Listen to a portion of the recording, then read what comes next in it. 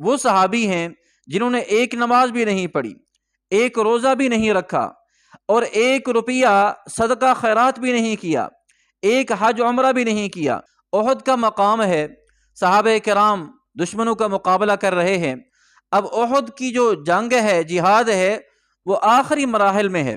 مسلمان اپنے مسلمانوں کو، جو شہداء تھے، ان کو تلاش کر رہے تھے۔ تو تلاش کرتے کرتے ایک ایسے صحابی کے پاس پہنچے جن کا نام تھا حضرت عمر بن ثابت رضی اللہ تعالی عنہ۔ اب وہ بھی ایسا سمجھیں آخری لمحات میں تھے، زخموں سے چور تھے۔ اب یہ اس کا تھوڑا بیک گراؤنڈ ہم دیکھ لیتے ہیں۔ یہ صحابی جو ہیں یہ احد میں شروع کے اندر شریک نہیں ہوئے تھے۔ اب ان کی بستی والے، علاقے والے پہلے مسلمان احد میں شریک تھے۔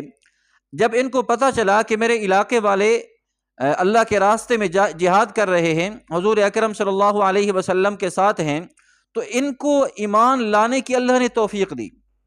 اب وہیں پر انہوں نے ایمان لایا اور تلوار ہاتھ میں لی، تو وہاں سے بھاگے، احد میں آ کر مسلمانوں کا ساتھ دیا، کافروں کا مقابلہ کیا۔ تو گھمسان کی لڑائی میں ان پر زخم آئے، زخموں سے چور ہوئے، گر گئے۔ تو مسلمان ان کو تلاش کرتے ہوئے وہاں پر انہوں نے پا لیا۔ ان سے سوال کیا، اے عمر، کیا آپ نے اپنی قوم کے لیے یہ جنگ لڑی ہے یا اسلام کے لیے لڑی ہے؟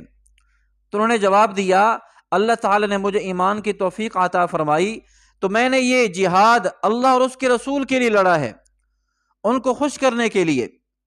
اب یہی واقعہ بیان کرتے ہوئے صحابہ کرام نے حضور اکرم صلی اللہ علیہ وسلم سے عرض کیا، کیونکہ وہ اسی زخموں کے اندر شہید ہو گئے۔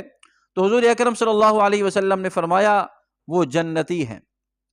اب یہ وہ صحابی ہیں جنہوں نے ایک نماز بھی نہیں پڑھی، ایک روزہ بھی نہیں رکھا، اور 1 روپیہ صدقہ خیرات بھی نہیں کیا، ایک حج عمرہ بھی نہیں کیا، پھر بھی اللہ نے ان کو جنت کے اندر پہنچا دیا۔ یاد رکھو میرے بھائیو، اللہ تعالیٰ نے ان کی موت اسی دن لکھی تھی، لیکن کچھ لمحے پہلے اللہ نے ان کو ایمان کی توفیق عطا فرما کر اللہ نے ان کو جنتی بنا دیا۔ تو لہٰذا میں اور آپ اللہ کی طرف رجوع کریں۔ اب دیکھیں، موت کا وقت تو متعین ہے۔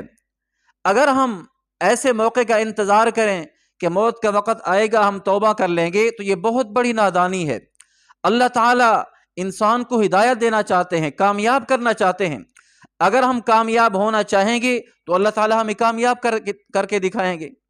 اور یہ بات بھی ظاہر ہے، اللہ تعالیٰ جب بھی جس وقت جس کو ہدایت دے دیں، وہ ہدایت دینے پر قادر ہیں۔